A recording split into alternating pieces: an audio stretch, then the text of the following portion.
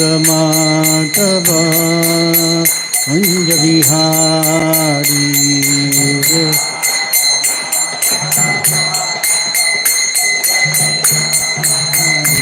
हरे कृष्ण कृष्ण कृष्ण हरे हरे हरे राम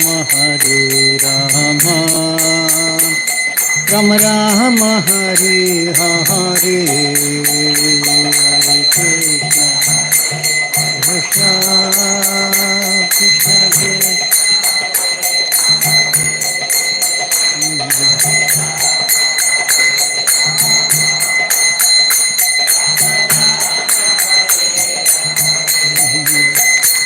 हरे कृष्ण कृष्ण हरे कृष्ण कृष्ण कृष्ण हरे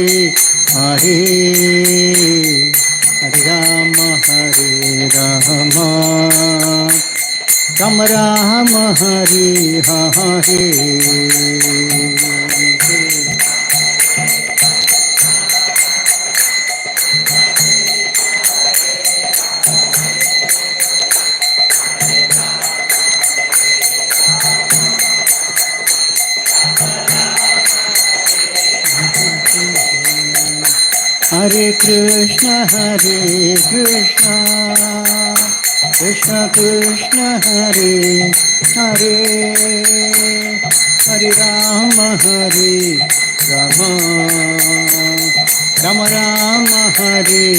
हरे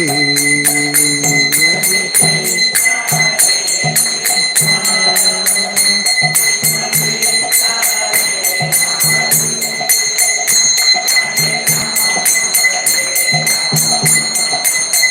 कृष्ण कृष्ण कृष्ण हरे हरे हरे राम राम हरे हरे हरे कृष्ण कृष्ण कृष्ण हरे हरे हरे राम राम हरे हरे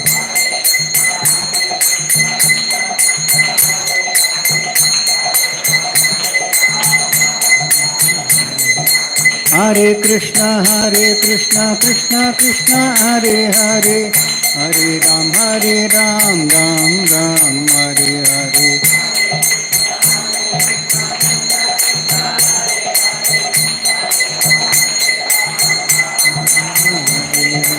हरे कृष्ण कृष्ण कृष्ण हरे हरे हरे राम राम हरे हरे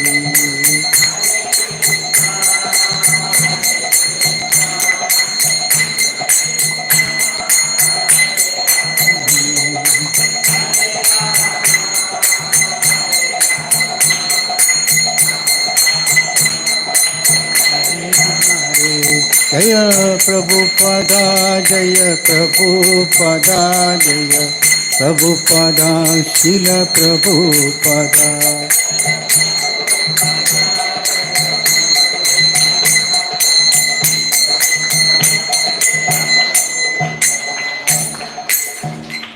जय ओम विष्णुपाद परमहंस परमजगत स्तुत सदस्य श्रीमती स्वयं शिष्य भक्तिवेदांत स्वामी शील प्रभुपाद की इस्कॉन संस्थापकाचे शील प्रभुपाद की जय ओम विष्णुपाद परमहंस परमजगत स्तुत सदस्य श्रीमद भक्ति सिद्धांत सरस्वती गोस्वामी महाराज प्रभुपाद की जय ओम विष्णुपाद श्री गौर किशोरदास बाज महाराज की जय ओम विष्णुपाद सच्चिदानंद श्री भक्ति विनोद ठाकुरा की जय ओम विष्णुपाद वैष्णव सार्वभौम श्री जगन्नाथ दास बाज महाराज की जय श्री रूप सनातन भट्ट रघुनाथ जीव गोपाल भट्टदास अविनाश गोस्वामी प्रभु की नमाचार्य श्री हरदास ठाकुर की जय प्रेम से श्री कृष्ण चैतन्य प्रभु नित्यानंद श्री अद्वैत दादरा शिवसादि गौर भक्तवृंद की श्री राधा कृष्ण गोपीनाथ श्याम कुंड राधा कुंड गिरिवर्धन की जय श्री कृष्ण भगवान की जय श्री मायापुर धाम की जय श्री वृंदावन धाम की जय गंगामयी की जय यमुनामयी की जय भक्ति देवी की जय तुलसी देवी की जय अनंत कोटि वैष्णवंद की जय श्री हरिनाम संकीर्तन की जय ग्रंथराज श्रीमद भागवतम की जय इस्कॉन वर्तमान गुरुवंद की जय समाविद भक्तिवंद की जय गौर प्रेमानंदे all glories to the assembled devotees, all glories to the assembled devotees, all glories to the assembled devotees, all glories to Shri Guru and Shri Gauranga, all glories to Srila Prabhupada ki jai. Om Namo Bhagavate Vasudevaya ಓಂ ನಮೋ ಭಗವತೆ ವಾಸುದೇವಾಯ. ಓಂ ನಮೋ ಭಗವತೆ ವಾಸುದೇವಾಯ. ನಾರಾಯಣಂ ನಮಸ್ಕೃತ್ಯ ನರಂ ಚೈವ ನರೋತ್ತಮಂ ದೇವೀಂ ಸರಸ್ವತಿ ವ್ಯಾಸಂ ತತೋ ಜಯಮುದೀರಯೇ. ನಷ್ಟಪ್ರಾಯೇಷು ಅಪತ್ರೇಷು ನಿತ್ಯಂ ಭಾಗವತ ಸೇವಯಾ ಭಗವತಿ ಉತ್ತಮ ಶ್ಲೋಕೆ ಭಕ್ತಿರ್ಭವತಿ ನೈಷ್ಟಿಕಿ. Hare Krishna. Welcome you all to the Sunday Feast program, being a special Sunday program on a Kartik month. Hare Krishna. ಎಲ್ಲರಿಗೆ ಭಾನುವಾರದ ಈ ಕಾರ್ಯಕ್ರಮಕ್ಕೆ ಸ್ವಾಗತ. ವಿಶೇಷವಾಗಿ ಈ ಕಾರ್ತಿಕ ಮಾಸದ ಸಂಜೆಯ ಕಾರ್ಯಕ್ರಮಕ್ಕೆ ನಿಮಗೆಲ್ಲ ಸ್ವಾಗತ. Reading from Srimad Bhagavatam, Canto 1, Chapter 13, Text 16 and 17. ಶ್ರೀಮದ್ ಭಾಗವತಂ ಮೊದಲನೇ ಸ್ಕಂಧ 13ನೇ ಅಧ್ಯಾಯ 16 ಮತ್ತು 17 ಶ್ಲೋಕಗಳಿಂದ ಓದ್ತಾ ಇದ್ದೀವಿ. Read from Text 16. Yudhishthiro labdharajyo दृष्ट्वा पौत्रं कुलंधरं भ्रातृभिर्लोकपालैर् मुमुदे परया श्रिया. युधिष्ठिरो लब्धराज्यो दृष्ट्वा पौत्रं कुलंधरं भ्रातृभिर्लोकपालैर् मुमुदे परया श्रिया. युधिष्ठिरो लब्धराज्यो दृष्ट्वा पौत्रं कुलंधरं भ्रातृभिर्लोकपालैर् मुमुदे परया Shriya. You can read the translation purport. Yes, Hare Krishna. ಅನುವಾದ ಭಾವಾರ್ಥ ಮತ್ತು ಅಭಯಚರಣಾರವಿಂದ ಭಕ್ತಿವೇದಾಂತ ಸ್ವಾಮಿ ಶ್ರೀಲ ಪ್ರಭುಪಾದರಿಂದ ತನ್ನ ರಾಜ್ಯವನ್ನು ಗೆದ್ದು ತನ್ನ ಕುಟುಂಬದ ಉನ್ನತ ಸಂಪ್ರದಾಯವನ್ನು ಮುಂದುವರಿಸಿಕೊಂಡು ಹೋಗಲು ಸಮರ್ಥನಾದ ಮೊಮ್ಮಗ ಜನಿಸಿದ್ದನ್ನು ಕಂಡು ಯುಧಿಷ್ಠಿರ ಮಹಾರಾಜನು ಶಾಂತಿಯಿಂದ ರಾಜ್ಯಭಾರ ಮಾಡಿದನು. ಜನಸಾಮಾನ್ಯರ ಪಾಲಿಗೆ ದಕ್ಷ ಆಡಳಿತಗಾರನಾದ ತನ್ನೆಲ್ಲ ತಮ್ಮಂದಿರ ಸಹಕಾರ ಪಡೆದು ಅಸಮಾನ ಸಂಪತ್ತನ್ನು ಅನುಭವಿಸಿದನು. ಭಾವಾರ್ಥ: ಮಹಾರಾಜ ಯುಧಿಷ್ಠಿರನು ಮತ್ತು ಅರ್ಜುನ ಇಬ್ಬರು ಕುರುಕ್ಷೇತ್ರ ಯುದ್ಧದ ಆರಂಭದಿಂದಲೂ ಅಸಂತುಷ್ಟರಾಗಿದ್ದರು. ಯುದ್ಧದಲ್ಲಿ ಸಜ್ಜನರನ್ನು ಕೊಲ್ಲಲು ಅವರು ಬಯಸದಿದ್ದರೂ ಕೂಡ ಕರ್ತವ್ಯದ ದೃಷ್ಟಿಯಿಂದ ಅದನ್ನು ಮಾಡಲೇಬೇಕಾಯಿತು. ಭಗವಾನ್ ಶ್ರೀಕೃಷ್ಣನು ಪರಮ ಸಂಕಲ್ಪದಿಂದ ಅದು ಯೋಚಿತವಾಗಿತ್ತು.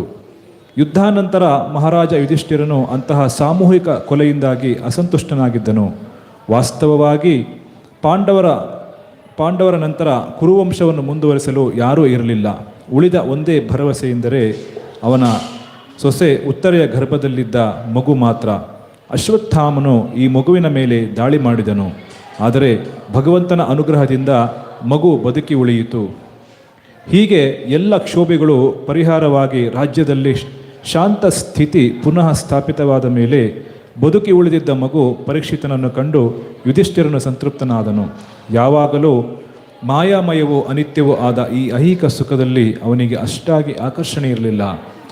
ಆದರೆ ಈಗ ಮಹಾರಾಜ ಯುಧಿಷ್ಠಿರನು ಮನುಷ್ಯ ಜೀವಿಯಾಗಿ ಸ್ವಲ್ಪ ನೆಮ್ಮದಿ ತಳೆದನು. Text number 17. ಏವಂ ಗೃಹೇಷು ಸಕ್ತಾನಾಂ ಪ್ರಮತ್ತಾನಾಂ ತದೀಹಯ ಅತ್ಯಕ್ರಾಮದ್ ಅವಿಜ್ಞಾತಃ ಕಾಲಃ ಪರಮದುಸ್ತರಃ. You can continue that. ಕೌಟುಂಬಿಕ ವ್ಯವಹಾರದಲ್ಲಿ ಅತ್ಯಂತ ಆಸಕ್ತರಾದವರನ್ನು ಮತ್ತು ಅವುಗಳ ವಿಚಾರದಲ್ಲಿ ಸದಾ ಮುಳುಗಿದವರನ್ನು ದುಸ್ತರವಾದ ಶಾಶ್ವತ ಕಾಲವು ಗೊತ್ತಾಗದಂತೆ ಆಕ್ರಮಿಸುತ್ತದೆ. ನಾನೀಗ ಸುಖಿಯಾಗಿದ್ದೇನೆ, ನನ್ನದೆಲ್ಲವೂ ಸರಿಯಾಗಿದೆ, ನನ್ನ ಬ್ಯಾಂಕಿನ ಉಳಿತಾಯ ಸಾಕಷ್ಟಿದೆ, ನಾನೀಗ ನನ್ನ ಮಕ್ಕಳಿಗೆ ಸಾಕಷ್ಟು ಸಂಪತ್ತನ್ನು ಕೊಡಬಲ್ಲೆ, ನಾನೀಗ ಯಶಸ್ವಿಯಾಗಿದ್ದಾನೆ. ಬಡ ಭಿಕ್ಷುಕ ಸನ್ಯಾಸಿಗಳು ದೇವರನ್ನು ಅವಲಂಬಿಸಿರುತ್ತಾರೆ, ಆದರೆ ಅವರು ನನ್ನಲ್ಲಿಗೆ ಬೇಡಲು ಬರುತ್ತಾರೆ. ಆದ್ದರಿಂದ ನಾನು ಸರ್ವಶ್ರೇಷ್ಠ ಭಗವಂತನಿಗಿಂತ ಹೆಚ್ಚಿನವನಾಗಿದ್ದೇನೆ. ಸರಿದು ಹೋಗುತ್ತಿರುವ ಶಾಶ್ವತ ಕಾಲಕ್ಕೆ ಕುರುಡಾಗಿರುವ ಐಹಿಕ ಬಾಳಿನಲ್ಲಿ ಪ್ರಮತ್ತತೆಯಿಂದ ಆಸಕ್ತರಾದ ಗೃಹಸ್ಥರು ಕವಿದಿರುವ ಕೆಲವು ಯೋಚನೆಗಳು ಇವು. ನಮ್ಮ ಜೀವನದ ಅವಧಿ ಪರಿಮಿತವಾದದ್ದು. ಪರಮ ಸಂಕಲ್ಪದಿಂದ ನಿಗದಿಯಾದ ಕಾಲಕ್ಕೆ ವಿರುದ್ಧವಾಗಿ ಅದನ್ನು ಯಾರೂ ಒಂದು ಕ್ಷಣವೂ ಹೆಚ್ಚಿಸಲಾರರು. ವಿಶೇಷವಾಗಿ ಮನುಷ್ಯ ಜೀವಿಗೆ ಅಮೂಲ್ಯವಾದ ಅಂತಹ ಕಾಲವನ್ನು ತುಂಬ ಎಚ್ಚರಿಕೆಯಿಂದ ಕಳೆಯಬೇಕು. ಸಾವಿರಾರು ಚಿನ್ನದ ನಾಣ್ಯಗಳನ್ನು ಕೊಟ್ಟು ಆ ಕ್ಷಣವನ್ನು ಕೊಂಡು ತರಲಾರದು. ಮಾನವ ಬದುಕಿನ ಪ್ರತಿಯೊಂದು ಕ್ಷಣವೂ ಬದುಕಿನ ಸಮಸ್ಯೆಗಳ ಅಂತಿಮ ಪರಿಹಾರವನ್ನು ಸಾಧಿಸುವುದಕ್ಕಾಗಿಯೇ ಇದೆ. ಆ ಸಮಸ್ಯೆ ಎಂದರೆ ಜನನ ಮರಣಗಳ ಪುನರಾವರ್ತನೆ. ಬದುಕಿನ 84 ಲಕ್ಷ ವಿಭಿನ್ನ ಜೀವಯೋನಿಗಳ ಚಕ್ರಭ್ರಮಣ.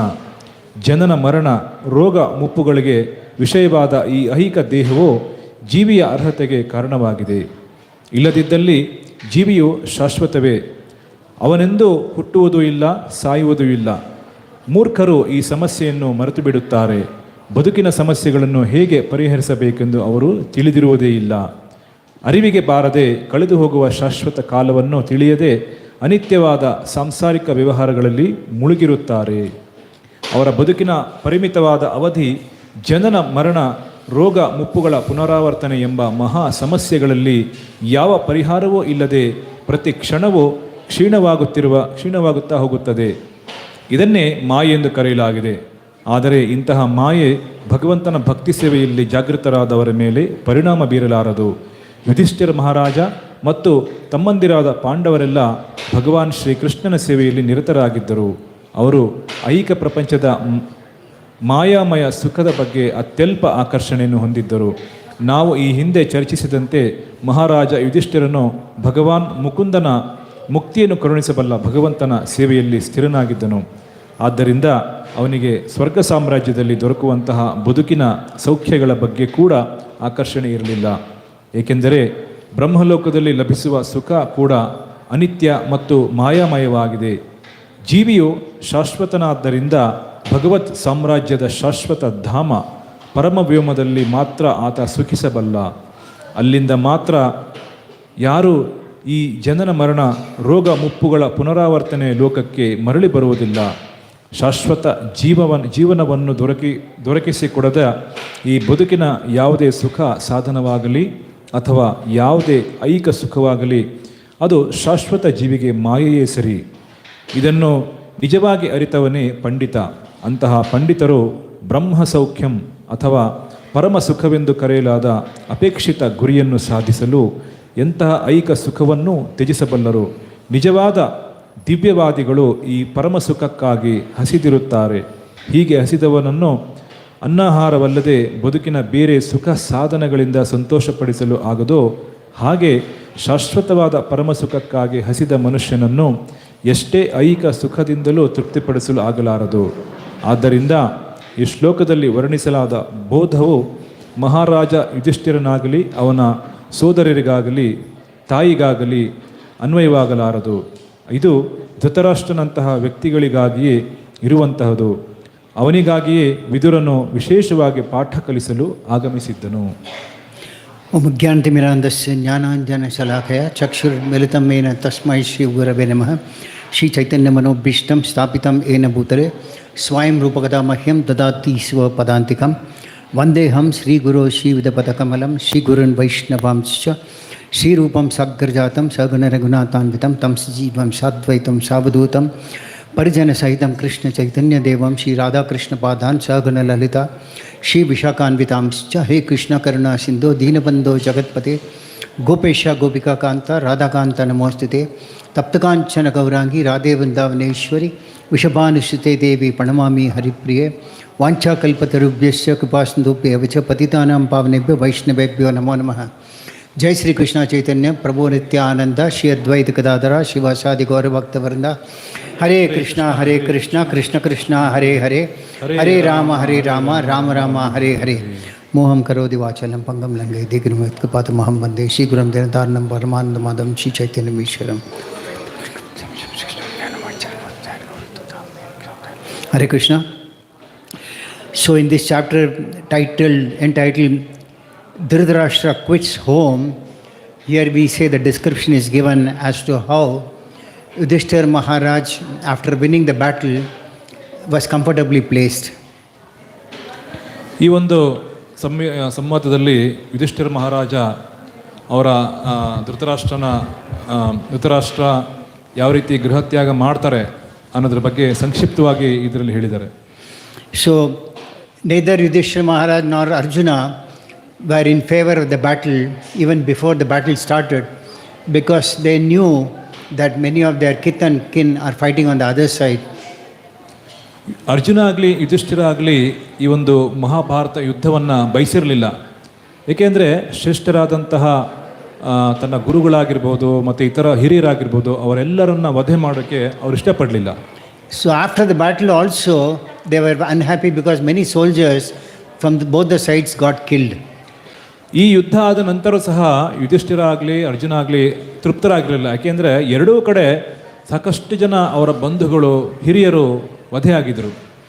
Now the last resort that they had, progeny they had in their family, was Parikshit Maharaj. ಅವರ ಒಂದು ಕುಲದಲ್ಲಿ ಇದ್ದಂಥ ಕೊನೆಯ ಕುಡಿ ಅಂದರೆ ಅದು ಉತ್ತರೆ ಗರ್ಭದಲ್ಲಿ ಯಾರು ಇದ್ರೋ ಅವರು ಪರೀಕ್ಷಿತ್ ಮಹಾರಾಜ್ ಆಗಿದ್ದರು. So even when Parikshit Maharaj was in the womb of his mother, at that time Ashwadhama attacked him, but somehow by the mercy of Lord Krishna he was saved. ಉತ್ತರೆ ಗರ್ಭದಲ್ಲಿ ಪರೀಕ್ಷಿತ್ ಮಹಾರಾಜ್ ಇದ್ದಾಗ ಅಶ್ವತ್ಥಾಮ ಬ್ರಹ್ಮಾಸ್ತ್ರವನ್ನು ಬಿಟ್ಟು ಅವರನ್ನು ಕೊಲ್ಲೋದಕ್ಕೆ ಪ್ರಯತ್ನ ಪಡ್ತಾರೆ. ಆದರೆ ಭಗವಂತನ ಕೃಪೆಯಿಂದ ಅವರು ಕಾಪಾಡ್ತಾರೆ. Somehow since Parikshit was there, Yudhishthira Maharaj was relieved of the anxiety, because normally a king would like to hand over his kingdom to someone within the family who would continue the ruling without any disturbance. ಈ ಒಂದು ನಿಟ್ಟಿನಲ್ಲಿ ಪರೀಕ್ಷಿತ್ ಮಹಾರಾಜ್ಗೆ ರಾಜ್ಯಭಾರವನ್ನು ವಹಿಸಿ ಅವ್ರಿಗೆ ಇದನ್ನು ರಾಜ್ಯವನ್ನು ಕೊಡೋದಕ್ಕೆ ಯುಧಿಷ್ಠಿರ ಮಹಾರಾಜ್ಗೆ ಬಹಳ ಆನಂದ ಆಗಿತ್ತು. ಕಾರಣ ಏನಂದರೆ ಒಬ್ಬ ಒಳ್ಳೆ ಕುಲದಲ್ಲಿ ಒಬ್ಬ ಒಳ್ಳೆ ಕ್ಷತ್ರಿಯ ಅವರು ಹುಟ್ಟು ಬಂದಿದ್ದರು. So the material world is so very well designed. Can somebody take care of the children? Hare Krishna, ಮಕ್ಕಳು ಗಲಾಟೆ ಮಾಡಬಾರ್ದು.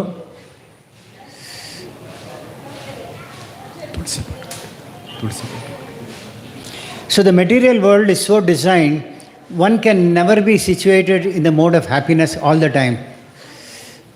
ಈ ಒಂದು ಭೌತಿಕ ಜಗತ್ತು ಯಾವ ಥರ ಸೃಷ್ಟಿಯಾಗಿದೆ ಅಂದರೆ ಇಲ್ಲಿ ಯಾವಾಗಲೂ ಆನಂದ ಅನ್ನೋದು ಇರೋದಿಲ್ಲ. What is happiness is defined as absence of distress. That means if there is no distress at a certain point of time, it is defined as happiness. ಈ ಒಂದು ಭೌತಿಕ ಜಗತ್ತಲ್ಲಿ ಯಾವುದನ್ನು ಆನಂದ ಅಂತ ಕರಿತೀವಿ ಅಂದರೆ ಯಾವ ಸಮಯದಲ್ಲಿ ನಮಗೇನು ಕಷ್ಟ ಇಲ್ಲ, ಹೌದಪ್ಪ ಇವಾಗ ಏನು ಕಷ್ಟ ಇಲ್ಲ ಅಂದಾಗ ಅದನ್ನು ನಾವು ಆನಂದ ಅಂತ ತಿಳ್ಕೊತಾ ಇದ್ದೀವಿ. Many people suffer in this material world, but many people who think they are not suffering, they are also actually suffering, only realizing that they are not realizing that they are suffering. Actually ಪ್ರತಿಯೊಬ್ಬರು ಸಹ ಏನು ಯಾತನೆಗೊಳಗಾಗಿದ್ದಾರೆ, ಬಹಳ ಯಾತನೆಗೊಳಗಾಗಿರೋರು ಸಹ ನಮಗೇನು ಕಷ್ಟ ಇಲ್ಲ ಅಂತ ಅವರು ಸುಮ್ಮನೆ ಭ್ರಮೆಯಲ್ಲಿದ್ದಾರೆ. ಆದರೆ ನಿಜವಾಗ್ಲೂ ನೋಡಿದಾಗ ಅವ್ರು ಬಹಳ ದುಃಖದಲ್ಲಿ ಇರ್ತಾರೆ. And whoever thinks that they are happy, they are also not happy, but they think they are happy. ಯಾರು ಸಂತೋಷವಾಗಿದ್ದಾರೆ ಅವರು ಸಹ ಅವರು ತಿಳ್ಕೊತಾರೆ ನಮಗೆ ದುಃಖ ಇಲ್ಲ ಅಂತ, ಆದರೆ ಅವರು ಸಹ ದುಃಖದಲ್ಲೇ ಇದ್ದಾರೆ. The point is that mankind has got lot of desires in himself, and they all flow like a river flows into an ocean. ಇಡೀ ಮಾನವ ಸಮಾಜ ಈ ಆನಂದ ಅನ್ನೋ ಒಂದು ಇಚ್ಛೆಯ ಇದಕ್ಕೆ ಹರಿತಾ ಇದೆ. ಇದೆಲ್ಲನೂ ಸಹ ಒಂದು ಸಾಗರ ಥರ ಅವ್ರ ಇಚ್ಛೆಗಳು ಬರ್ತಾ ಇದೆ. The more we have desires, the more we have to perform fruitive activity. The more we have to perform fruitive activity, at some point or the other, we will be impelled to perform sinful activity. And as we perform sinful activities, we have to take reactions for that also. And each reaction comes along with it certain amount of happiness as well as distress. ಎಷ್ಟು ನಾವು ಭೌತಿಕ ಜಗತ್ತಲ್ಲಿ ಈ ಭೌತಿಕ ಸುಖವನ್ನು ಬಯಸ್ತೀವೋ ಅಷ್ಟೇ ನಾವು ಪರಿಶ್ರಮ ಮಾಡಬೇಕಾಗುತ್ತೆ. ಇಂಥ ಪರಿಶ್ರಮ ಮಾಡ್ತಾ ಮಾಡ್ತಾ ನಾವು ಏನು ಸುಖವನ್ನು ಪಡಿತೀವೋ ಆ ಸುಖ ದುಃಖ ಮತ್ತು ಸುಖದ ಮಿಶ್ರಣವಾಗಿ ಬರುತ್ತೆ. But the more we try to progress materially, it is a sort of an impediment in our spiritual path. ಎಷ್ಟು ನಾವು ಭೌತಿಕವಾಗಿ ಮುಂದುವರೋದಕ್ಕೆ ಪ್ರಯತ್ನ ಪಡ್ತೀವೋ ಅಷ್ಟೇ ನಾವು ಆಧ್ಯಾತ್ಮಿಕವಾಗಿ ಮುಂದುವರೋದಕ್ಕೆ ಅದು ಅಡ್ಡಿಯಾಗುತ್ತೆ. So Lord has created this material in a world because just like a child cries for a moon, mother can't give a moon, but she gives some sort of an object saying that, see, this is how the moon is, and the child gets carried away. So similarly, when we come here in this material world, we get carried away by so many opulent things around us that we want to be here in this world enjoying the material world. ಯಾವ ರೀತಿ ಒಂದು ಮಗು ಚಂದ್ರನನ್ನು ಕೇಳುತ್ತೆ, ಚಂದ್ರನನ್ನು ಕೇಳಿದಾಗ ತಾಯಿ ಯಾವುದೋ ಒಂದು ವಸ್ತುವನ್ನು ಕೊಟ್ಟು ಇದೇ ಚಂದ್ರ ಅಂತ ಹೇಳ್ತಾಳೆ. ಅದೇ ರೀತಿ ನಾವು ಬೇಕಾದಷ್ಟು ಭೌತಿಕ ವಸ್ತುಗಳಿಗೆ ಅಪೇಕ್ಷೆ ಪಟ್ಟು ನಮ್ಮ ಬುದ್ಧಿಯನ್ನು ಭ್ರಷ್ಟ ಮಾಡ್ಕೊಂಡಿರ್ತೀವಿ. ಆದರೆ ಏನೋ ಒಂದು ಭೌತಿಕ ವಸ್ತುಗೋಸ್ಕರ ನಾವು ಆಸೆ ಪಟ್ಟು ಅದನ್ನು ಪಡ್ಕೊಳ್ಳುವಂಥ ಒಂದು ಇದರಲ್ಲೇ ನಾವು ವಾಸ ಮಾಡ್ತೀವಿ. And the more we have a desire, the more we work, the more we may enjoy, but the more we distress also we have. ಎಷ್ಟು ನಾವು ಭೌತಿಕ ವಸ್ತುವನ್ನು ಬಯಸ್ತಾ ಇದ್ದೀವೋ, ಎಷ್ಟು ಭೌತಿಕ ಸುಖವನ್ನು ಬಯಸ್ತಾ ಇದ್ದೀವೋ, ಅಷ್ಟೇ ನಾವು ಇನ್ನೂ ದುಃಖಕ್ಕೆ ಒಳಗಾಗ್ತೀವಿ.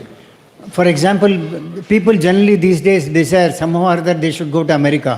Somehow or other they want to go even if they are prepared to work as a labor there. For that they are prepared to undertake so many struggles. They are prepared to spend crore of rupees or so, enter illegally and get caught finally and being sent back here. ಉದಾಹರಣೆಗೆ ಇವತ್ತಿನ ದಿನ ಎಲ್ಲ ಜನರೆಲ್ಲ ಅಮೆರಿಕಾಗೆ ಹೋಗೋದಕ್ಕೆ ಬಹಳ ಇಷ್ಟಪಡ್ತಾರೆ. ಅದಕ್ಕೋಸ್ಕರ ಅವರು ಬಹಳ ದೊಡ್ಡ ಒಂದು ಪ್ರಯತ್ನವನ್ನು ಮಾಡ್ತಾರೆ. ಕೋಟ್ಯಾಂತರ ರೂಪಾಯಿ ಖರ್ಚು ಮಾಡಿ ಅಲ್ಲಿ ಹೋಗಿ ಏನೋ ಒಂದು ಕೂಲಿ ಕೆಲಸನ ಅಂತ ಹೇಳ್ಬೋದು, ಅದನ್ನು ಮಾಡೋದಕ್ಕೋಸ್ಕರ ಪ್ರಯತ್ನ ಪಡ್ತಾರೆ. ಆದರೆ ಇಷ್ಟೆಲ್ಲ ಪ್ರಯತ್ನ ಪಟ್ಟರೂ ಸಹ ಅವರ ಆಸೆಗಳ ಪೂರೈಕೆ ಆಗದೆ ವಾಪಸ್ ಬರ್ತಾರೆ. So examples are given.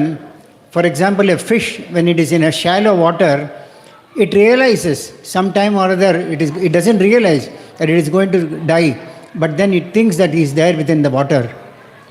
ಆದರೆ ಉದಾಹರಣೆ ನೋಡೋದಾದರೆ, ಒಂದು ಮೀನು ಅದು ಇನ್ನೇನು ಒಣಗ್ತಾ ಇರುವಂಥ ಒಂದು ಕೆರೆಯಲ್ಲಿದ್ದಾಗ ಅದು ನಾನು ಆನಂದವಾಗಿ ಇದ್ದೀನಿ ಅಂದ್ಕೊಳ್ಳುತ್ತೆ.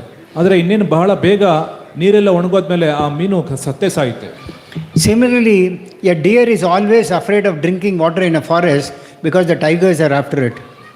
ಅದೇ ರೀತಿ ಜಿಂಕೆ ಕಾಡಲ್ಲಿ ಹೋಗಿ ಒಂದು ಸುಂದರವಾದ ಕೊಳದಲ್ಲಿ ನೀರು ಕುಡಿಬೇಕು ಅಂತ ಇಷ್ಟಪಡುತ್ತೆ. ಅದೇ ಸಮಯದಲ್ಲಿ ಹುಲಿ ಅಥವಾ ಹುಲಿನೋ ಚಿರತೆನೋ ಬಂದು ಅದನ್ನು ಅಟ್ಯಾಕ್ ಮಾಡುವಂಥ ಒಂದು ಸಂದರ್ಭ ಇದ್ದೇ ಇದೆ. People think that whatever they have acquired will either increase by speculation or they think whatever they have will last forever during their life. People think whatever they have, either the opulence will increase over a period of time by speculating in speculative activities like gambling or share market and all, but none of them lives eternally with them. When they leave the body, they have to leave even the clothes and go. ಜನರ ಹತ್ರ ಏನು ಇವತ್ತು ಸಂಪತ್ತಿದೆ, ಆ ಸಂಪತ್ತನ್ನು ಹೆಚ್ಚಿಸ್ಕೊಳ್ಳೋದಕ್ಕೋಸ್ಕರ ಸಾಕಷ್ಟು ಪ್ರಯತ್ನಗಳನ್ನು ಮಾಡ್ತಾರೆ. ಇಷ್ಟೆಲ್ಲ ಪ್ರಯತ್ನ ಮಾಡಿದ್ರೂ ಸಹ ಏನೇನು ನಮ್ಮ ಹತ್ರ ಇದೆಯೋ ಅದೆಲ್ಲ ನಮ್ಮ ಜೊತೆ ಶಾಶ್ವತವಾಗಿ ನಮ್ಮ ಹಿಂದೆ ಬರೋದಿಲ್ಲ. ಎಲ್ಲವನ್ನು ನಾವು ಇಲ್ಲೇ ಬಿಟ್ಟು ಹೋಗಬೇಕಾಗುತ್ತೆ. There are examples in Srimad Bhagavatam, and if we see this chapter itself, it is entitled Dhritarashtra quits home. ಈ ಒಂದು ಎಲ್ಲ ನಿದರ್ಶನಗಳು ಶಾಸ್ತ್ರಗಳಲ್ಲಿ ಉದಾಹರಣೆ ಇದೆ. ಈ ಒಂದು ಅಧ್ಯಾಯವನ್ನೇ ನೋಡೋದಾದರೆ ಧೃತರಾಷ್ಟ್ರನ ಗೃಹತ್ಯಾಗ ಅನ್ನೋದು ಈ ಒಂದು ಅಧ್ಯಾಯದ ಶೀರ್ಷಿಕೆ.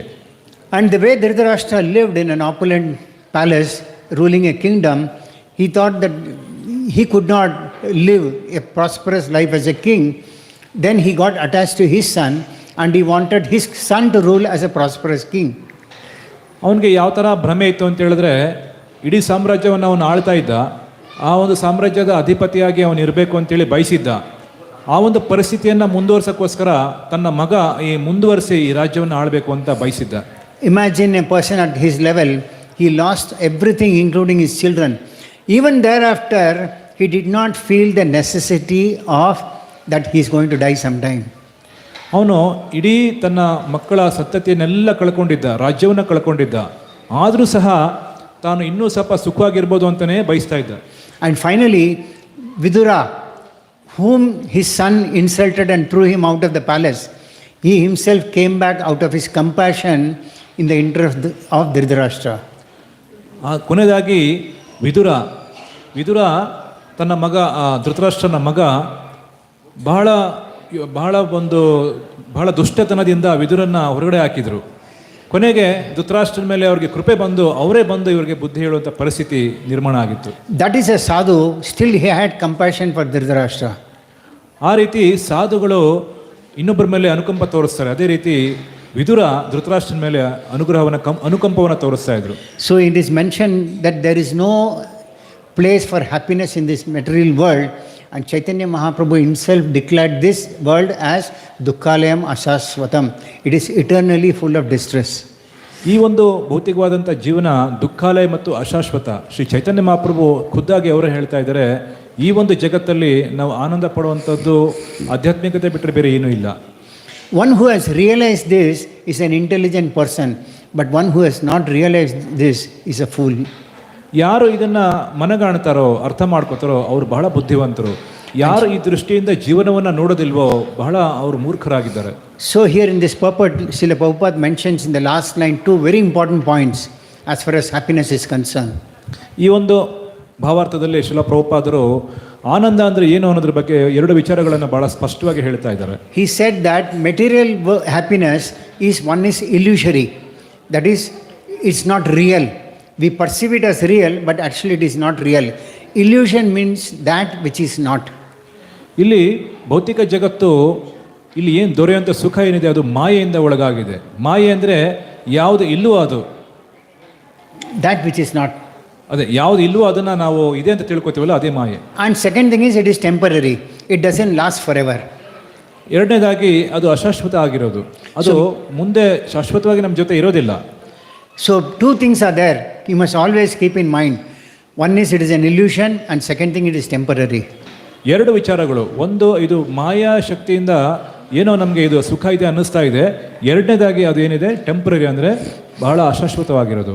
So that is why it is recommended that as long as one has not taken shelter of the Lord completely, as long as they are there in this material world, they should observe the varnashrama system established by the Lord himself.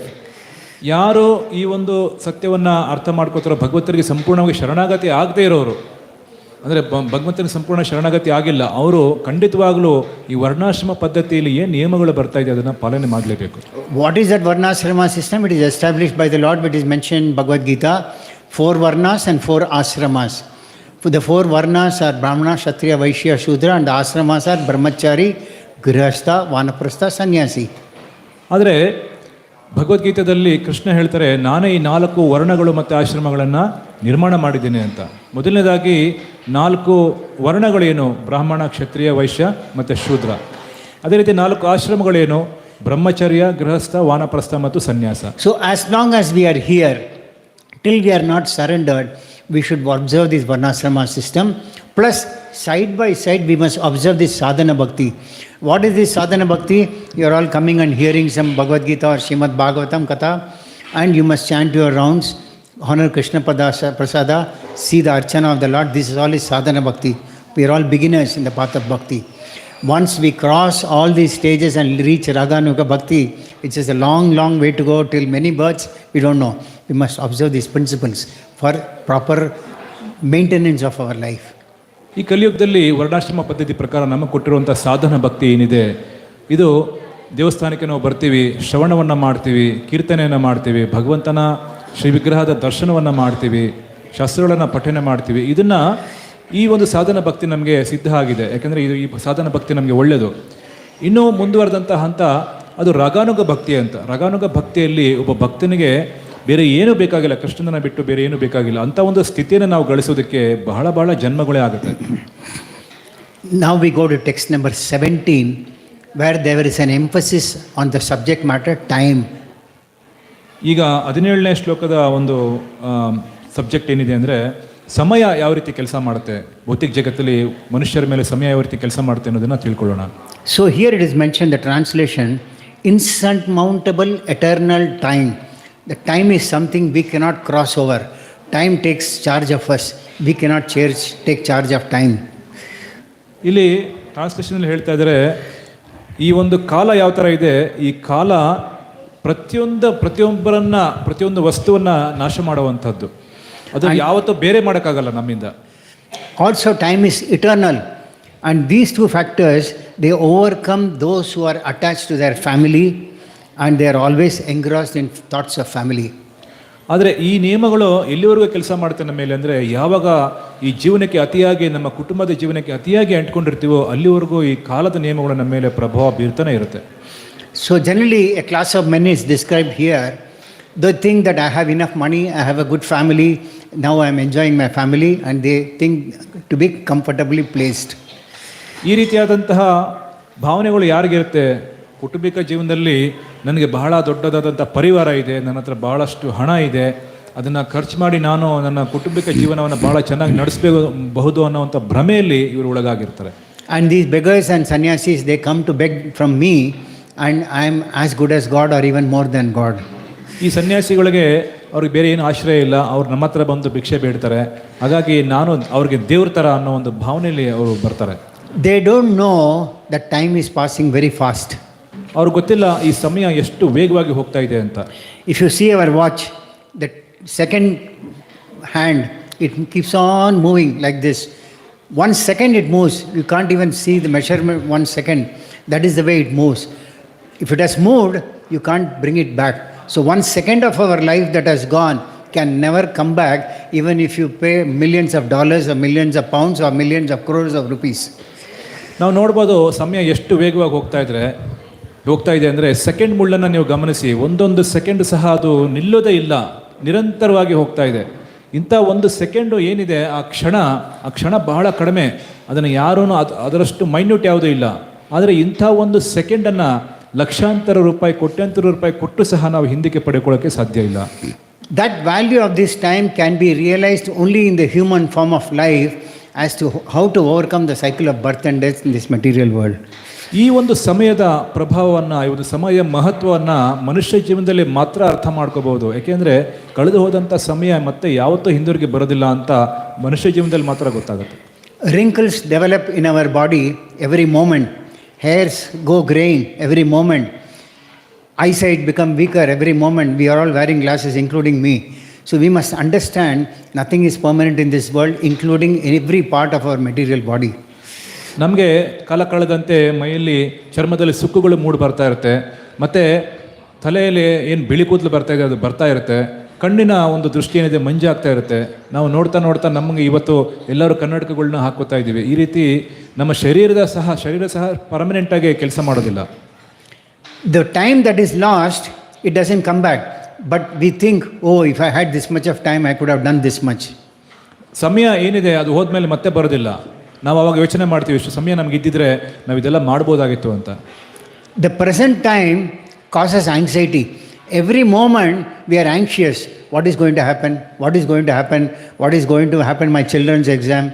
Am I going to get promotion in office? Like this, every moment of our time is spent in anxiety. ವರ್ತಮಾನ ಕಾಲ ಏನಿದೆ ಇದು ಬಹಳ ಆತಂಕಕಾರಿಯಾಗಿರೋದು. ಏನಾಗುತ್ತೋ ಇವತ್ತು ನನಗೆ next year promotion ಬರುತ್ತೋ ಇಲ್ವೋ, ನನ್ನ ಮಕ್ಕಳು ಎಕ್ಸಾಮಲ್ಲಿ ಪಾಸ್ ಆಗ್ತಾರೋ ಇಲ್ವೋ, ನಾನು ಮನೆ ಕಟ್ತೀನೋ ಇಲ್ವೋ, ಈ ಥರ ಬೇಕಾದಷ್ಟು ಗೊಂದಲಕ್ಕೆ ನಾವು ಒಳಗಾಗ್ತೀವಿ.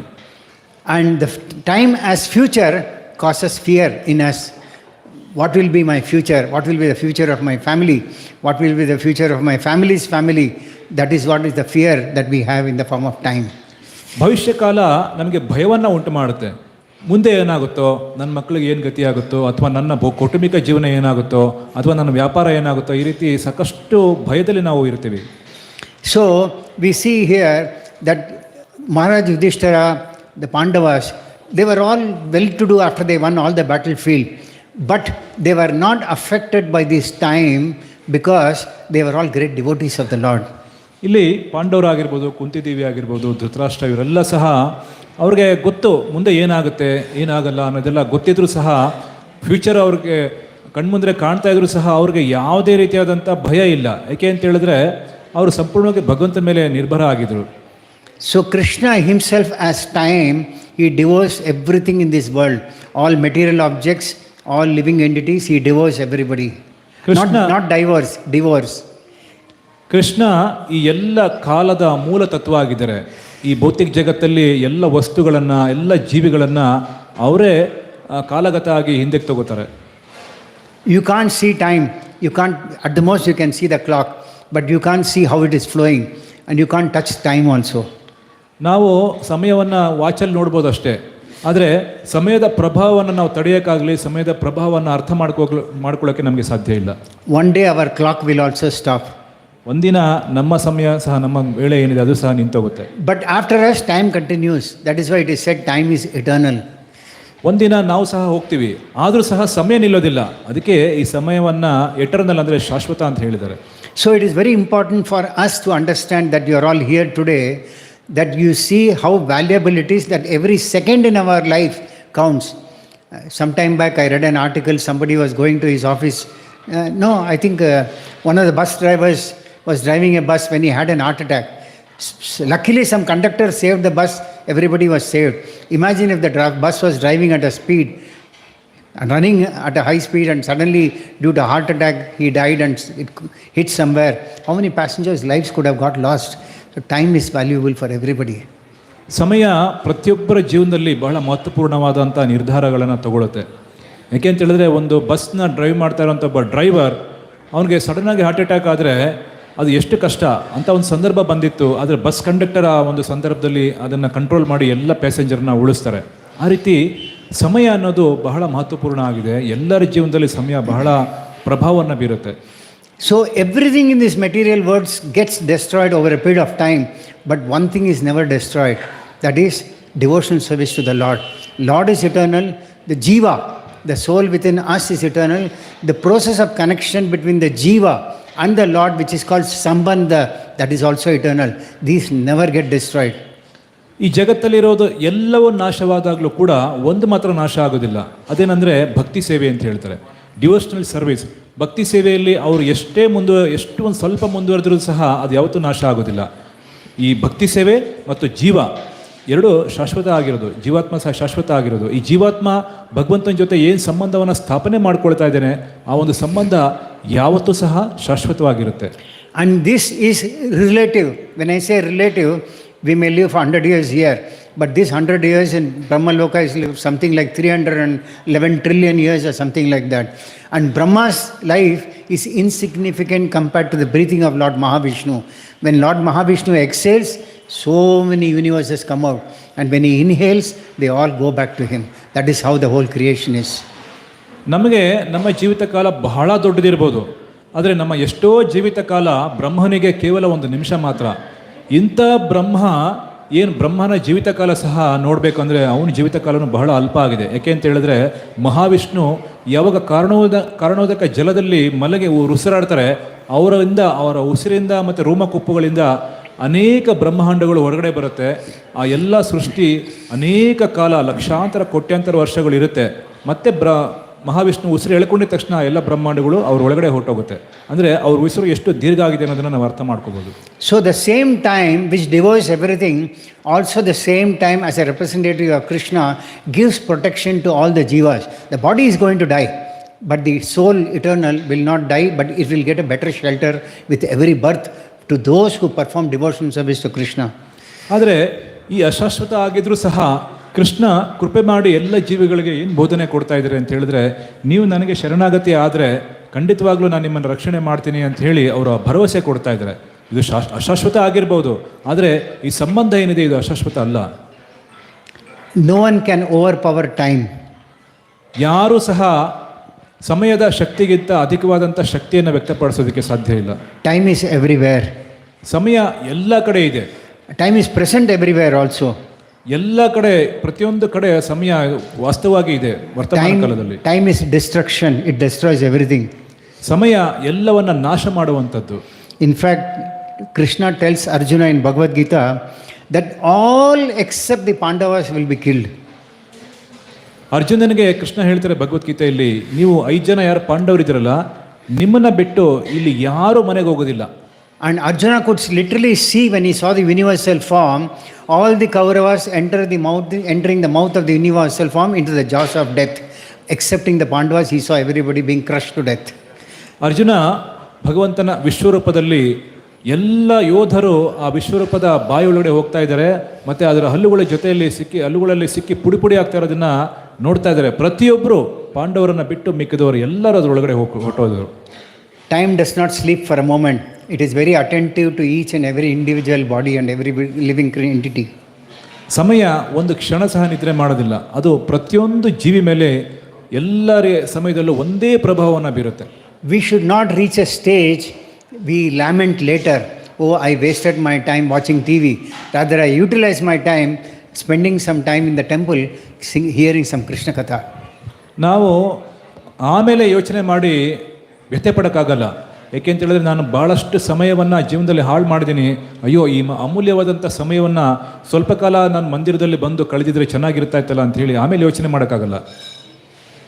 Up to what time is the class? 7. 10 minutes. Another 10 minutes. Okay. So there is a quote. I believe I have 10 minutes, less than 10 minutes. Let me see what is important.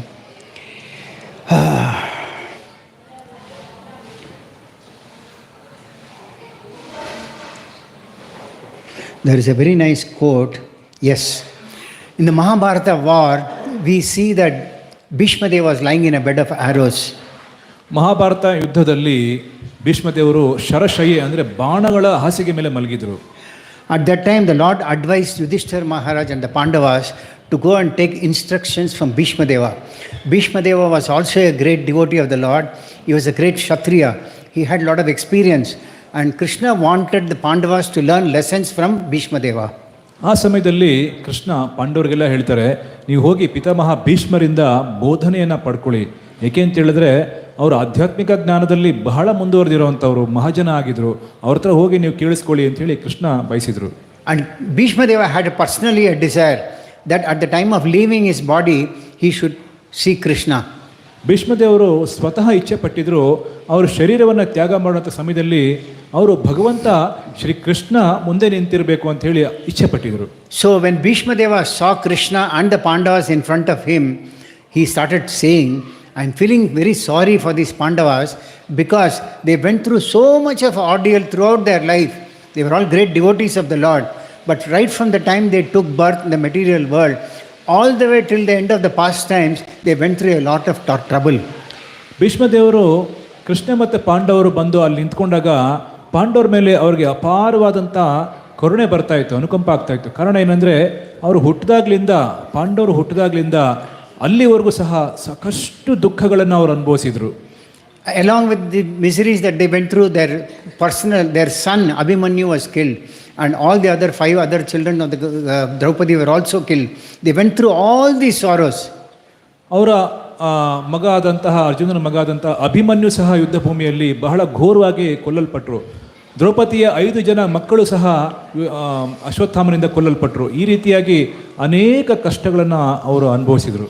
Still Bhishma Deva was feeling that the Pandavas were very virtuous on the right side of Dharma, and he was feeling sorry that he could not help the Pandavas.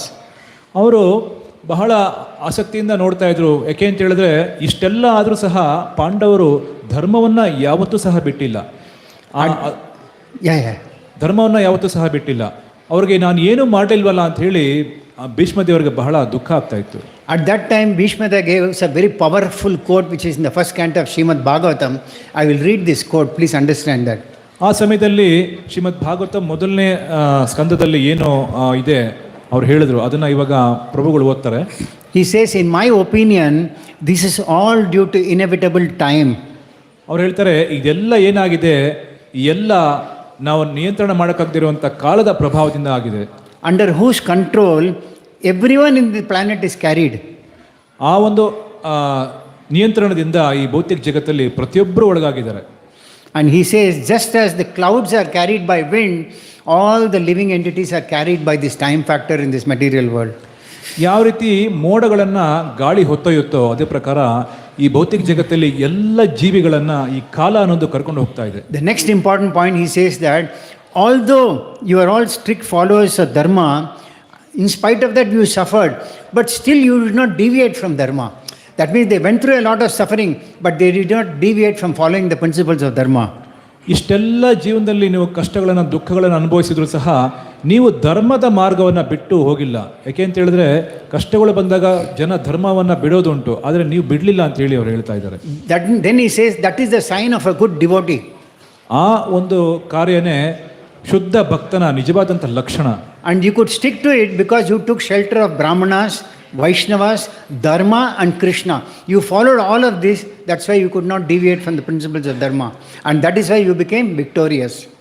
Brahmana, Dharma, Krishna. What is the other one? Brahmanas, Vaishnavas, Krishna and... Vaishnava. Brahmana, Vaishnava, ಧರ್ಮ ಮತ್ತು Yeah. Krishna, ಈ 4 ಮೇಲೆ ನೀವು depend ಆಗಿ ಯಾವಾಗಲೂ ಸಹ ಜೀವನವನ್ನು ನಡೆಸಿದ್ದೀರಾ. ಹಾಗಾಗಿ ನಿಮಗೆ ಈ ಒಂದು ಭೌತಿಕ ಜಗತ್ತಲ್ಲಿ ಯಾವಾಗಲೂ ಜಯ ಇದೆ ಅಂತ ಅವರು ಹೇಳ್ತಾರೆ. And Krishna is situated in everyone's heart as Paramatma. Krishna ಪ್ರತಿಯೊಬ್ಬರ ಹೃದಯದಲ್ಲಿ ಪರಮಾತ್ಮಾಗಿ ವಾಸ ಮಾಡ್ತಾ ಇದ್ದಾರೆ. Many people, like I said, go all the way from here to America to make a living, but many have also lost their lives either by accident or by nature's calamities. If they had to die here, why they have to go and die there? So it is we who create our destiny. ಭಾಳಷ್ಟು ಜನ ಅಮೇರಿಕಾಗೆ ಹೋಗಬೇಕು, ಅಲ್ಲಿ ಜೀವನ ಮಾಡಬೇಕು ಅಂತ ಬಯಸಿದ್ದಾರೆ. ಆದರೆ ಅಲ್ಲಿ ಹೋಗಿ ಯಾವುದೋ ಒಂದು ಆಕ್ಸಿಡೆಂಟಿಂದನೋ ಇಲ್ಲ ಪ್ರಕೃತಿ ವಿಕೋಪಗಳಿಂದನೋ ಮರಣ ಹೊಂದಿದಾಗ ಅದೇನು ಪ್ರಯೋಜನ ಇದೆ? ಯಾವತ್ತಿದ್ರೂ ಮರಣ ಬಂದೇ ಬರುತ್ತೆ. ಅದೇನೋ ಇಲ್ಲೇ ಆಗಲಿ ಅಂತ ಬಯಸೋದಿಲ್ಲ. A student who has failed in one exam knows the value of 1 year. ಒಬ್ಬ ವಿದ್ಯಾರ್ಥಿ ಫೇಲ್ ಆದಾಗ ಅವನಿಗೆ ಗೊತ್ತಾಗುತ್ತೆ ಇಡೀ ವರ್ಷದ ಬೆಲೆ ಏನಿದೆ ಅಂತ. A pregnant lady knows that amount of trouble that she carries her child in the womb for 9 months. ಒಬ್ಬ ಗರ್ಭಿಣಿ ಸ್ತ್ರೀ, ಆಕೆಗೆ 1 ವರ್ಷ ತಾಯಿ ಆ ಒಂದು ಮಗುವನ್ನು ಹೊಟ್ಟೆಯಲ್ಲಿ ಹೊತ್ತಾಗ ಆ ಮಗುದ ಬೆಲೆ ಗೊತ್ತಾಗುತ್ತೆ. A laborer, hard working laborer, knows how much he has to toil throughout the day to earn a handful of money, wealth. ಒಬ್ಬ ಕೂಲಿಕಾರ ಇಡೀ ದಿನ ಅವನು ಏನು ಕೆಲಸ ಮಾಡಿ ಕೊನೆಯದಾಗಿ ಅವನೇನು ಲೇಬರ್ ಪಡಿತಾನೆ ಅಂದರೆ ಕೂಲಿ ಪಡಿತಾನೆ, ಅದ್ರದ್ದು ಬೆಲೆ ಅವನಿಗೆ ಗೊತ್ತಿರುತ್ತೆ. So people say that time is money. Yes, everything comes from time, but everything can be taken away by time also. ಜನ ಇವತ್ತು ಮಾತಾಡ್ಕೋತಾರೆ ಸಮಯ, ಟೈಮ್ ಅಂದರೆ ಅದು ಹಣ ಅಂತ.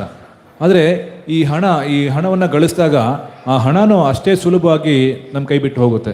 Somebody asked Hitler or Napoleon, what is your next this thing? He said, I want to go around, conquer the whole world. ನೆಪೋಲಿಯನ್ನ ಅಥವಾ ಹಿಟ್ಲರ್ನ ಅವ್ರನ್ನ ಪ್ರಶ್ನೆ ಮಾಡಿದಾಗ ನೀವು ಮುಂದೆ ಏನು ಮಾಡ್ತೀರಾ ಅಂತ ಹೇಳಿದ್ರೆ, ನಾನು ಇಡೀ ಜಗತ್ತನ್ನು ಗೆಲ್ಲಬೇಕು ಅಂತ ಹೇಳಿದ್ರಂತೆ. And after that he asked, what will be the next? He said that I will come and sit comfortably in a chair. ಅದೆಲ್ಲ ಆದಮೇಲೆ ನೀವೇನು ಮಾಡ್ತೀರಾ ಅಂತ ಕೇಳಿದಾಗ, ಅದೆಲ್ಲ ಮಾಡಿದ್ಮೇಲೆ ಆರಾಮಾಗಿ ನಾನು ಒಂದು ಚೇರಲ್ಲಿ ಕೂತ್ಕೊಂಡಿರ್ತೀನಿ ಅಂತ ಹೇಳಿದ್ರಂತೆ. But here we see Yudhishthira and Arjuna, they were sitting, but they are not attached to material wealth or happiness. So they could not have suffering because of that. Otherwise, a person who is attached to material wealth, material association and so on will always be in lamentation because he is in illusion, which is illusion as well as temporary. ಇಲ್ಲಿ ಯುಧಿಷ್ಠಿರ ಮಹಾರಾಜ ಮತ್ತು ಅರ್ಜುನ ಪಾಂಡವರ ಅವರ ಜೀವನ ಶೈಲಿ ನೋಡಿದಾಗ ಎಲ್ಲವನ್ನ ಇಡೀ ಜಗತ್ತನ್ನು ಅವ್ರು ಗೆದ್ದರು. ಅವರು ಸಹ ಕೂತಿದ್ದಾರೆ ಈಗ ಸಿಂಹಾಸನದ ಮೇಲೆ. ಆದರೆ ಅವ್ರಿಗೆ ಯಾವುದೇ ರೀತಿಯಾದಂಥ ವ್ಯಾಮೋಹ ಆಗಲಿ ಅವ್ರಿಗೆ ಒಂದು ಚೂರು ಇರಲಿಲ್ಲ. ಅಲ್ಲಿ ಎಲ್ಲ ರೀತಿಯಾದಂಥ ಮಾಯೆ ಮತ್ತು ಬಂಧನಗಳಿಂದ ಅವರು ಬಿಡುಗಡೆ ಆಗಿದ್ದರಿಂದ ಅವರು ಸುಖವಾಗಿದ್ದರು. ಅದೇ ಹೀಗೆ ಮಾಡದೇ ಇದ್ದರೆ ವ್ಯಾಮೋಹ ಮತ್ತು ಅಶಾಶ್ವತತೆ ನಮ್ಮನ್ನು ಆವರಿಸುತ್ತೆ. It is said that attachment is more dangerous than attraction. ಈ ಒಂದು ಅಟ್ಯಾಚ್ಮೆಂಟ್ ಏನಿದೆ, ಆಕರ್ಷಣೆ ಏನಿದೆ, ಈ ಒಂದು ಅಟ್ಯಾಚ್ಮೆಂಟ್ ಏನಿದೆ ಆಕರ್ಷಣೆಗಿಂತ ಭಾಳ ಡೇಂಜರ್ ಆಗಿದೆ. We get attached to attached bathrooms, things like that these days. But that gets extended to attached family, attached the society, attached the club, finally attached the country. ಈ ಒಂದು ಆಕರ್ಷಣೆ ಏನಿದೆ, ಆಕರ್ಷಣೆ ಕೆಲವರು ಇವಾಗೆಲ್ಲ ಬಾತ್ರೂಮ್ದ ಆಕರ್ಷಣೆಗೆ ಒಳಗಾಗಿದ್ದಾರೆ. ನೋಡ್ಬೋದು ಟಿ ವಿಯಲ್ಲಿ ಮ್ಯಾಕ್ಸಿಮಮ್ 90% ಎಲ್ಲ ಬಾತ್ರೂಮ್ದ ಅಡ್ವರ್ಟೈಸ್ಮೆಂಟ್ ಬರ್ತಾ ಇದೆ. ಈ ರೀತಿ ಅಟ್ಯಾಚ್ಮೆಂಟ್ ಬಾತ್ರೂಮ್ಗೆ, ಫ್ಯಾಮಿಲಿಗೆ ಅಥವಾ ಯಾವುದೋ ಒಂದು ನೇಷನ್ಗೆ ಅಥವಾ ಒಂದು ಕಂಟ್ರಿಗೆ ನಾವು ಅಟ್ಯಾಚ್ಮೆಂಟ್ ಆಗ್ತೀವಿ. It is said attraction lasts for a very short time, but attachment lasts eternally. Not only in this birth, because whatever attachment you develop in this lifetime gets carried forward to the next life also. That is why it is said attachment is more dangerous than attraction. Attraction ಅಂದರೆ ಏನು ಆಕರ್ಷಣೆ ಇದೆ, ಆಕರ್ಷಣೆ ಸ್ವಲ್ಪ ಕಾಲಕ್ಕೆಲ್ಲ ಹೊರಟೋಗುತ್ತೆ. ಆದರೆ attachment ಅಂತ ಹೇಳ್ತೀವಿ, ಬಂಧನ ಅಂತ ಹೇಳ್ತೀವಲ್ಲ, ಅದು ಬಹಳ ಕಾಲವರೆಗೂ ಬರುತ್ತೆ. ಈ ಜನ್ಮ, ಮುಂದಿನ ಜನ್ಮ, ಎಷ್ಟೋ ಜನ್ಮಗಳವರೆಗೂ ಸಹ ನಮಗೆ ಈ ಬಂಧನ ಇದ್ದೇ ಇರುತ್ತೆ. So devotees consider material opulence as a piece of stool. ಭಕ್ತರು ಈ ಭೌತಿಕ ಸಂಪತ್ತನ್ನು ಕೇವಲ ಒಂದು ಮಲ ಸಮಾನವಾಗಿ ನೋಡ್ತಾರೆ. Because they know what is the reality. ಅವ್ರಿಗೆ ಗೊತ್ತು ವಾಸ್ತವಾಂಶ ಏನು ಅಂತ. Anyone who is really wanting to go back to Godhead will not develop attachment to any of these things, rather utilize this in the service of Krishna. ಯಾರಿಗಾದರೂ ಸಹ ಭಗವಂತನ ಬಗ್ಗೆ ಗೊತ್ತಿದ್ರೆ, ಈ ಭೌತಿಕ ಜಗತ್ತು ಹೇಗೆ ಕೆಲಸ ಮಾಡ್ತಾ ಇದೆ ಅಂತ ಗೊತ್ತಿದ್ರೆ, ಅವರು ಈ ಜಗತ್ತನ್ನು ಸರಿಯಾಗಿ ಅರ್ಥ ಮಾಡ್ಕೋತಾರೆ. ಅವ್ರಿಗೆ ಐಶ್ವರ್ಯ ಇದ್ದರೂ ಸಹ ಅದನ್ನು ಭಗವಂತನ ಸೇವೆಯಲ್ಲಿ ಬಳಸ್ತಾರೆ. The Pandavas were fixed in devotional service, so they were not affected by anything. ಪಾಂಡವರು ಭಕ್ತಿ ಸೇವೆಯಲ್ಲಿ ನಿರತರಾಗಿದ್ದರಿಂದ ಅವ್ರಿಗೆ ಯಾವುದ್ರ ಮೇಲೂ ವ್ಯಾಮೋಹ ಇರಲಿಲ್ಲ. I will wind up my class with a short story of 3-4 lines. In the Srimad Bhagavatam 2nd canto, there is an example of Katvanga Maharaj. Shrimad Bhagavatam 2nd canto. 2nd ಕ್ಯಾಂಟೋ 2ನೇ ಅಧ್ಯಾಯದಲ್ಲಿ 2ನೇ ಸ್ಕಂದದಲ್ಲಿ ಕಟ್ವಾಂಗ ಮಹಾರಾಜರ ಒಂದು ಉದಾಹರಣೆ ಬರುತ್ತೆ. He was a very great warrior, so the demigods called him, because demigods and demons, they always have fight. So they called Katvanga Maharaj to fight on their behalf, on behalf of demigods. ಕಟ್ವಾಂಗ Maharaj ಎಷ್ಟು ತೇಜಸ್ವಿಯಾದಂಥ ಕ್ಷತ್ರಿಯ ಆಗಿದ್ರು ಅಂತ ಹೇಳಿದ್ರೆ, ದೇವತೆಗಳು ಸಹ ಅವ್ರ ಪರವಾಗಿ ಯುದ್ಧವನ್ನು ಮಾಡಲಿಕ್ಕೆ ಅವ್ರನ್ನ ಕರಿತಾ ಇದ್ರು. ಯಾಕೆಂದರೆ ದೇವತೆಗಳಿಗೆ ರಾಕ್ಷಸರಿಗೆ ಯಾವಾಗಲೂ ಯುದ್ಧ ನಡೀತಾ ಇರುತ್ತೆ. So he fought the battle, he won the battle. After he won the battle, the demigods wanted to give him a benediction. The heavenly planets are very, very opulent. Like 1 day is equal to 6 months in a year. It's like living in a palace. So demigods wanted to give him a benediction. He said, how much time I have in my life. ಅವರು ದೇವತೆಗಳ ಪರವಾಗಿ ಯುದ್ಧವನ್ನು ಮಾಡಿದ್ರು, ದೀರ್ಘಕಾಲ ಯುದ್ಧವನ್ನು ಮಾಡಿದ್ರು. ಯುದ್ಧವನ್ನು ಮಾಡಿದ್ಮೇಲೆ ಆ ಯುದ್ಧದಲ್ಲಿ ಜಯ ಆದರು. ಜಯ ಆದಾಗ ದೇವತೆಗಳು ಅವ್ರಿಗೆ ಪ್ರಸನ್ನ ಆಗಿ, ಕಟ್ವಾಂಗ್ ಮಹಾರಾಜ್ ಮೇಲೆ ಪ್ರಸನ್ನ ಆಗಿ, ನಿಮ್ಗೆ ಏನು ಬೇಕು ವರ ಕೇಳ್ಕೊಳ್ಳಿ ಅಂತ ಕೇಳಿದ್ರು. ಏಕೆ ಅಂತ ಹೇಳಿದ್ರೆ ಸಮಯದ ಪ್ರಭಾವ ಬೇರೆ ಬೇರೆ ಥರ ಇದೆ. ನಮಗೆ ಮನುಷ್ಯರಿಗೆ 1 ವರ್ಷ ಆದರೆ, ಅಂದರೆ 1 ವರ್ಷ ಆದರೆ ದೇವತೆಗಳಿಗೆ 1 ದಿನ ಅಷ್ಟೇ. 6 ತಿಂಗಳಿಗೆ ಅವ್ರಿಗೆ ಹಗಲು, 6 ತಿಂಗಳಿಗೆ ಅವ್ರಿಗೆ ರಾತ್ರಿ. ಈ ಪ್ರಭಾವದಲ್ಲಿ ಅವ್ರು ಕೇಳ್ತಾರೆ, ಕಟ್ವಾಂಗ್ ಮಹಾರಾಜ್ ಕೇಳ್ತಾರೆ, ನನಗೆ ಇನ್ನೆಷ್ಟು ಸಮಯ ಉಳಿದಿದೆ ಅಂತ. They replied just one moment. The moment he got this reply, he said, I want to go back to earth. He came back to earth, worship his worshipable deity, like we have the deities here, and left his body. Was it not brilliant? ಅವ್ರು ಕೇಳ್ತಾರೆ, ನನಗೆ ಎಷ್ಟು ಸಮಯ ಉಳಿದಿದೆ? ದೇವತೆಗಳು ಹೇಳ್ತಾರೆ, 1 ಕ್ಷಣ ಮಾತ್ರ ನಿಮಗೆ ಉಳಿದಿದೆ ಅಂತ. ಒಂದು ಮುಹೂರ್ತ, 45 ಮಿನಿಟ್ಸ್ ಅಷ್ಟೇ. Not muhurta, one moment. ಒಂದು ಕ್ಷಣ ಉಳಿದಿದೆ ಅಂತ ಹೇಳ್ತಾರೆ. ಆ ಕ್ಷಣದಲ್ಲಿ ಅವ್ರು ಏನು ಬೇಕಾದ್ರೂ ವರ ಕೇಳ್ಬೋದಾಗಿತ್ತು, ಆದರೆ ಆ ವರ ಕೇಳಿಲ್ಲ. ತಕ್ಷಣ ನಾನು ಭೂಲೋಕಕ್ಕೆ ಹೋಗಬೇಕು, ನನ್ನ ಆರಾಧ್ಯ ದೇವತೆ ಅಂದರೆ ಆರಾಧ್ಯ ಭಗವಂತ ಏನು ಅವರ ಮನೇಲಿ ಆರಾಧನೆ ಮಾಡ್ತಾಯಿದ್ರು, ಇಲ್ಲಿ ನಾವು ವರ್ಷಿಪ್ ಮಾಡ್ತಾಯಿದ್ವಿ ಕೃಷ್ಣನ, ಆ ಪ್ರಕಾರ ಅವರು ಅರಮನೆಯಲ್ಲಿ ಭಗವಂತನ ಇಟ್ಕೊಂಡು ವರ್ಷಿಪ್ ಮಾಡ್ತಾಯಿದ್ರು. ಅಲ್ಲಿ ಹೋಗಿ ಭಗವಂತನಿಗೆ ಶರಣಾಗತಿಯಾಗಿ ಅವರು ಪ್ರಾರ್ಥನೆ ಮಾಡ್ತಾಯಿದ್ರು. ಆ ಸಮಯದಲ್ಲಿ ಅವ್ರಿಗೆ ಮೃತ್ಯು ಆಯಿತು. No one will ask us how much time we want. Time will take us away. So with this I conclude the class for the day. Any questions or any comments to the time that is permitted, I can take. ಯಾರೂ ಸಹ ಈ ಭೌತಿಕ ಜಗತ್ತಲ್ಲಿ ಶಾಶ್ವತವಾಗಿ ಉಳ್ಕೊಳ್ಳೋದಕ್ಕಾಗೋದಿಲ್ಲ, ಸಮಯದ ಪ್ರಭಾವವನ್ನು ಮೀರಕ್ಕಾಗೋದಿಲ್ಲ. ಈ ನಿಟ್ಟಿನಲ್ಲಿ ಪ್ರತಿಯೊಬ್ಬರೂ ಸಹ ಸಮಯಕ್ಕೆ ಅಷ್ಟು ಮಹತ್ವವನ್ನು ಕೊಡಬೇಕು. ಪ್ರಭುಗಳು ಕೇಳ್ತಾ ಇದ್ದಾರೆ, ಏನಾದರೂ ಪ್ರಶ್ನೆ ಇದ್ದರೆ ಈ ಒಂದು ಕ್ಲಾಸಿಗೆ ಸಂಬಂಧಪಟ್ಟಂತೆ ಸಮಯ ನೋಡಿಕೊಂಡು ಉತ್ತರ ಹೇಳ್ತಾರೆ. Otherwise you can come and ask me personally. ಏನಾದರೂ ಪ್ರಶ್ನೆ ಇದ್ದರೆ ಕೇಳ್ಬೋದು, ಅಥವಾ ಪರ್ಸನಲ್ಗೆ ಸಹ ನೀವು ಕೇಳ್ಬೋದು ಪ್ರಭುಗಳನ್ನ. Yes, Prabhu. There are 2 questions. Yes, Prabhu.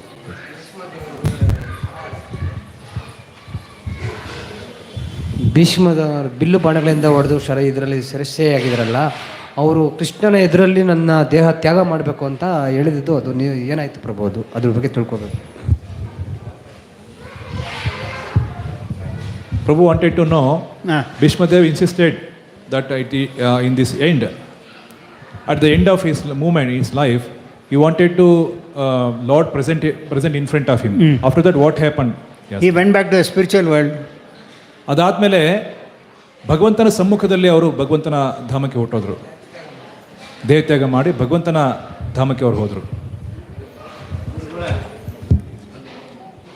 Somebody there. Hare Krishna Prabhu. Yes, Prabhu. How to come out of attachments? How to reduce the attachments? The more you develop attachment to Krishna, automatically your attachment to the rest of the things will go away. You are spending here last 1 hour here, more than 1 hour here. Like that, as much as you involve yourself in devotion service. What are your profession? I'm student. Student. Yeah. So you study as a service to Krishna.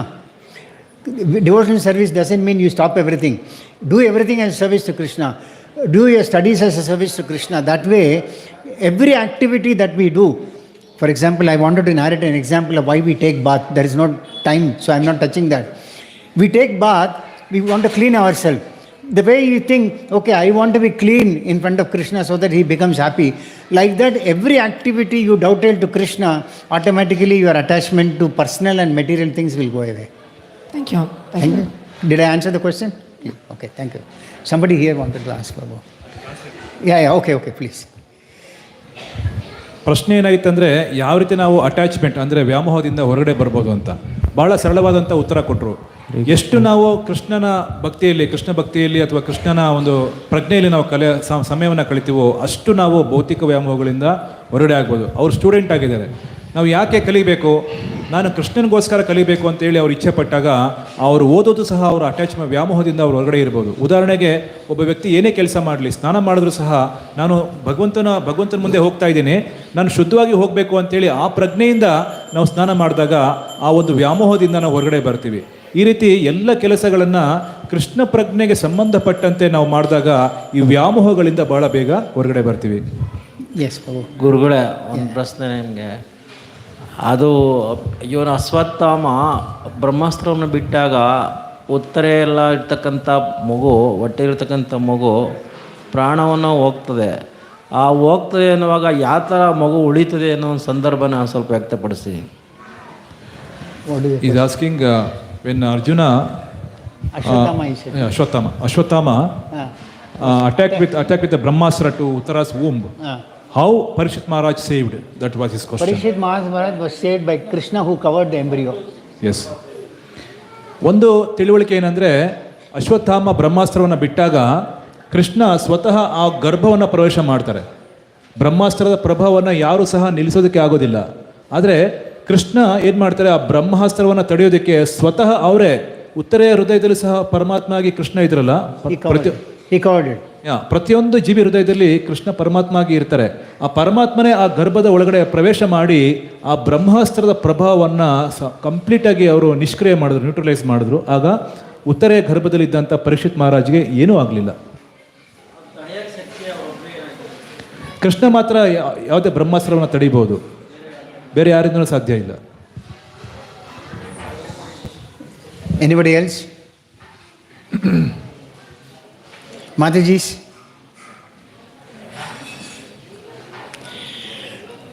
Okay, that Mataji has got a question there. Somebody can give the mic? Yes.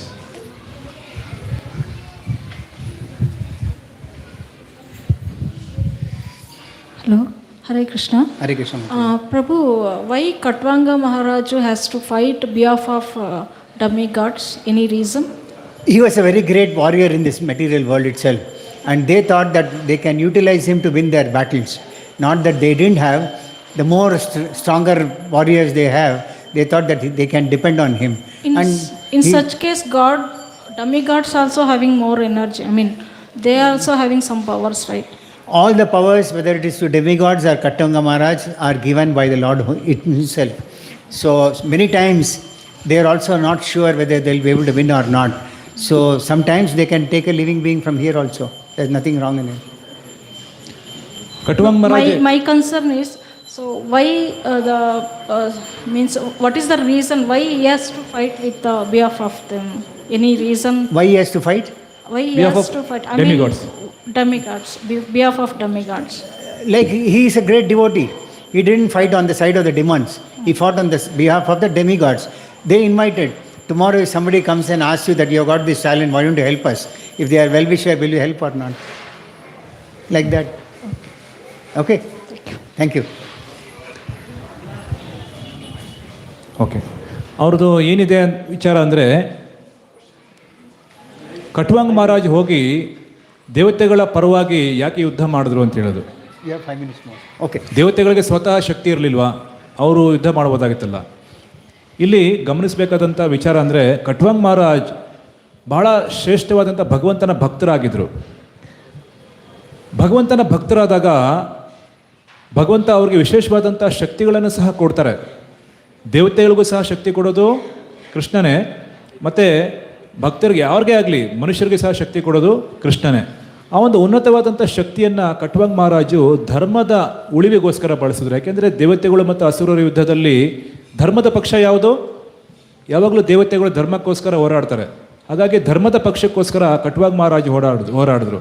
ಒಬ್ಬ ಭೌತಿಕವಾಗಿ ಭೂಮಿ ಮೇಲೆ ನೋಡಿದಾಗಲೂ ಕೂಡ ರಾಜಂದು ಕರ್ತವ್ಯ ಧರ್ಮನ ಉಳಿಸೋದೇ ಆಗಿತ್ತು. ಅದನ್ನೇ ಪ್ರಭುಗಳು ಹೇಳಿದ್ರು. ಒಂದು ನಮಗೆ ಒಂದು ದೊಡ್ಡ ಸ್ಯಾಲ್ರಿ ಬರ್ತಾ ಇದೆ, ಒಂದು 6 ಡಿಜಿಟ್ ಸ್ಯಾಲ್ರಿ ಬರ್ತಾ ಇದೆ ಅಂತ ಹೇಳ್ತೀವಿ. ಆ 6 ಡಿಜಿಟ್ ಸ್ಯಾಲ್ರಿಲಿ ಮಂದಿರಕ್ಕೋಸ್ಕರ ಏನಾದರೂ ಕೊಡಿ ಅಂತ ಕೇಳಿದಾಗ ನಾವು ಕೊಡ್ತೀವೋ ಇಲ್ವೋ? ಕೊಡ್ತೀವಿ. ಆ ಪ್ರಕಾರನೇ ಕಟ್ವಾಂಗ್ ಮಹಾರಾಜು ಧರ್ಮಕ್ಕೋಸ್ಕರ ಅವ್ರ ಜೀವನವನ್ನು ತ್ಯಾಗ ಮಾಡಿದ್ರು. He didn't leave his life there, but he wanted a benediction. The point is that he asked for a benediction to come back to earth. He didn't want to live in opulence. Yes. ಇನ್ನೊಂದು ಮುಖ್ಯವಾದಂಥ ವಿಚಾರ ಅಂತ ಹೇಳಿದ್ರೆ, ಅವರಿಗೆ ಒಂದು ಕ್ಷಣ ಮಾತ್ರ ಜೀವನ ಉಳಿದಿತ್ತು. ಆ ಕ್ಷಣನ ಅವರು ಸ್ವರ್ಗಲೋಕದಲ್ಲಿ ಸುಖವಾಗಿರ್ಬೋದಾಗಿತ್ತು.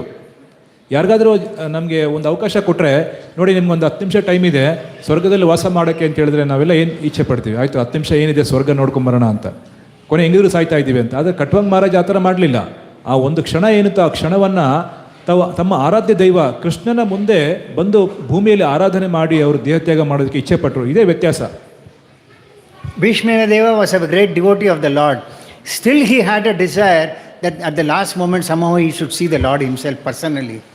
ಭೀಷ್ಮದೇವರು ಭಗವಂತನ ಮಹಾಭಕ್ತರಾಗಿದ್ದರು, ಮಹಾಜನ, 12 ಮಹಾಜನದಲ್ಲಿ ಒಬ್ಬರು. ಆದರೂ ಸಹ ತಮ್ಮ ಅಂತ್ಯಕಾಲದಲ್ಲಿ ಸಾಯುವಂಥ ಸಂದರ್ಭದಲ್ಲಿ ಸ್ವತಃ ಕೃಷ್ಣ ಅವ್ರ ಮುಂದೆ ನಿಂತು ದರ್ಶನ ಕೊಡಬೇಕು ಅಂತೇಳಿ ಅವರು ಬಯಸಿದರು.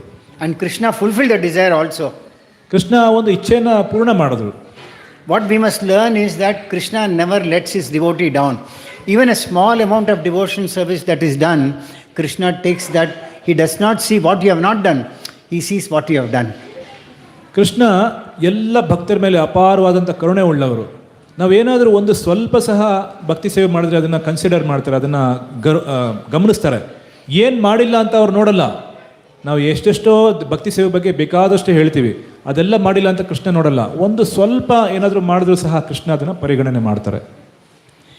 I believe we have another, how many minutes? We can take one more question. 3 minutes, one more question I can take. Yes, Mataji. Somebody raise their hands. ಬೇರೆ ಏನಾದರೂ ಪ್ರಶ್ನೆ ಇದೆಯಾ ಯಾರಿಗಾದರೂ?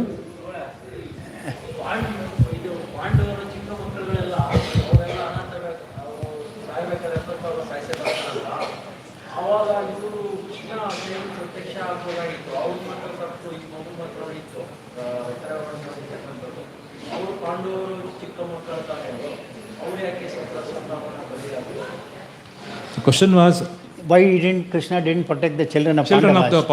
Draupadi, yes.